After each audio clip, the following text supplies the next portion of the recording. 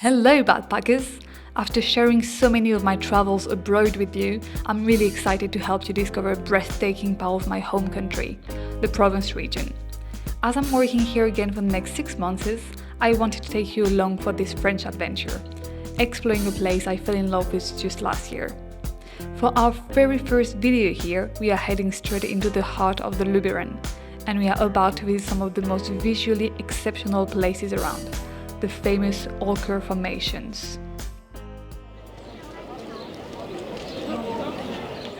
The Ochre Trail in Roussillon is one of the best places to enjoy a little stroll in the various shades of colors that ochre offers.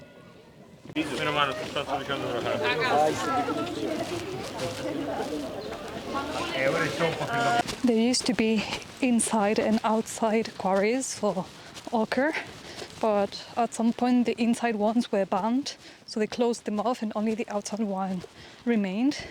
And before, like in the 20th century, they were using explosive and all of that to collect the ochre, but now they just use, how do you call that, like pelleteurs, look the name, to extract it.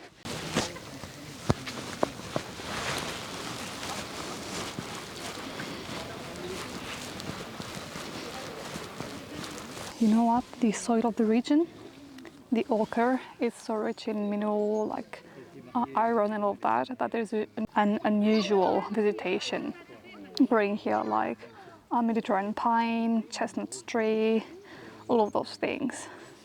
Quite interesting, right?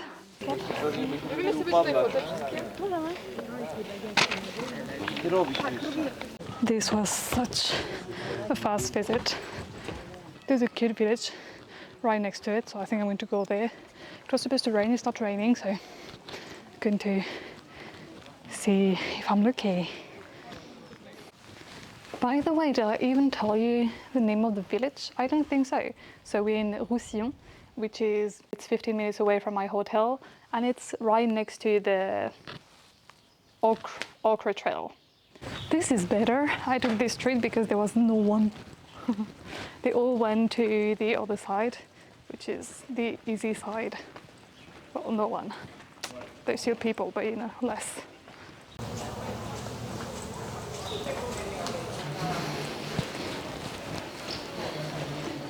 We arrived, I think, in the main street of the little village.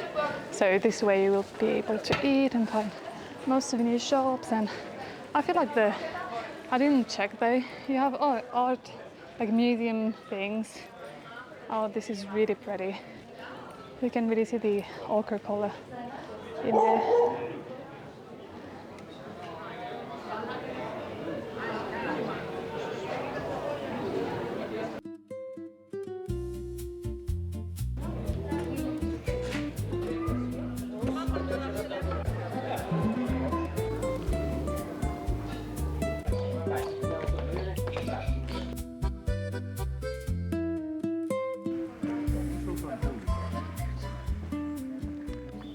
Look, I found that really cute thing.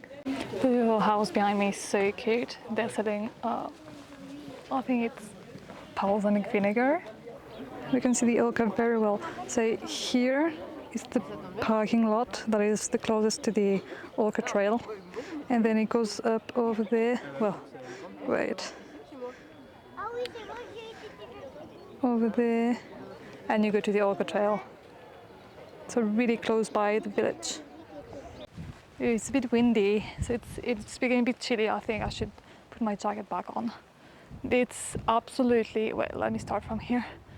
It's absolutely stunning. Look at that. Imagine with a little bit of sun though.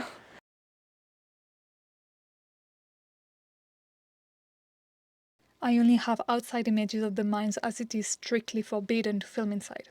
However, I really wanted to share this place with you as the guided visit is amazing. It is available both in French and English. You just have to call in advance to choose a time for visiting. It is such a unique place. Be careful though, even in the middle of summer, the temperature inside the mines are quite low, around 14 degrees.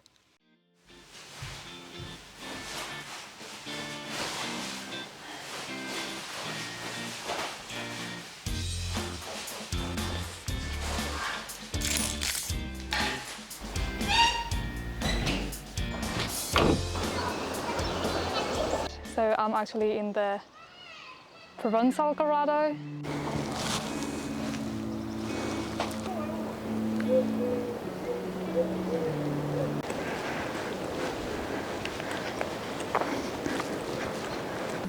Guys, this is so exciting.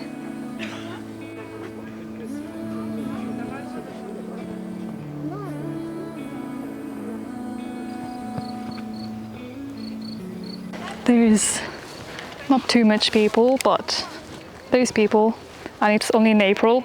So all the information, if you come not in April, well, after April until, I don't remember when, I'll have to check. You have to reserve the parking online because there is so many people coming that they have to do that in order for the visit to be more enjoyable. This is called the Dragon's Wing. And it kind of does look like, you know, like Godzilla, the backbone thing that he has. It made me think of that. So there is a whole explanation into why the sand is red. Let's try to explain this as easily as possible. More than 200 million years ago, this whole area was actually underwater. Layers of sand accumulated and turned green because of a mineral called glauconite. But when the sea receded due to tectonic plate movements, this green sand was exposed to air and rain. That interaction completely changed its chemical structure, turning the green into the vibrant yellow and orange ochre colors we see today. I literally don't know where to look because everywhere is so beautiful. So there is places, of course, where you cannot go because they're trying to preserve the place, which is understandable.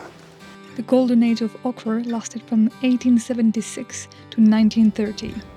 These quarries were used to extract and refine the ochre, which was then widely used as a natural pigment for industrial paints, fabrics, and even to color rubber.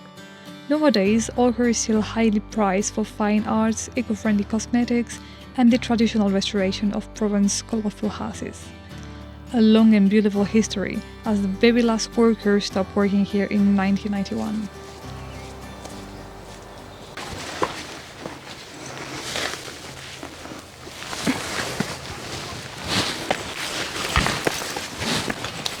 Yay! Have a really beautiful view from here of the whole place. I think it looked like it fell off, but I'm not sure. There's no explanation anyway. It's just pretty.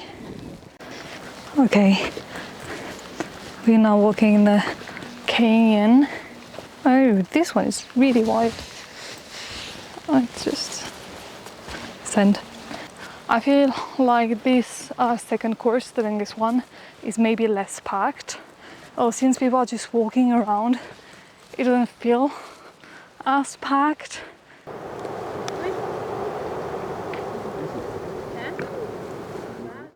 So if you come here, yeah, take good shoes. You're walking in the sand or in the forest a little bit. Sometimes there's water, so you can walk in the water, and rocks throughout the end. A little bit of rocks. So yeah, come prepared.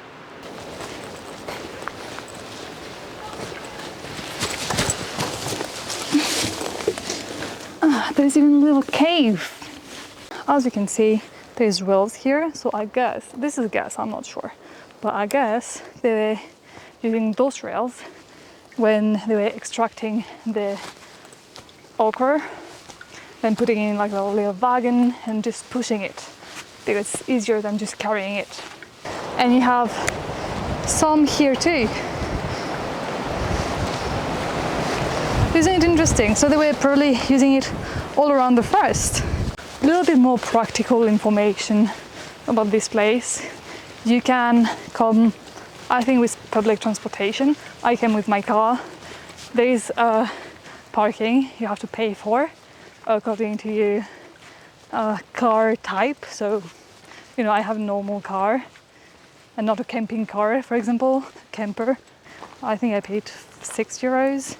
And like according to the size of your car, you need to pay more.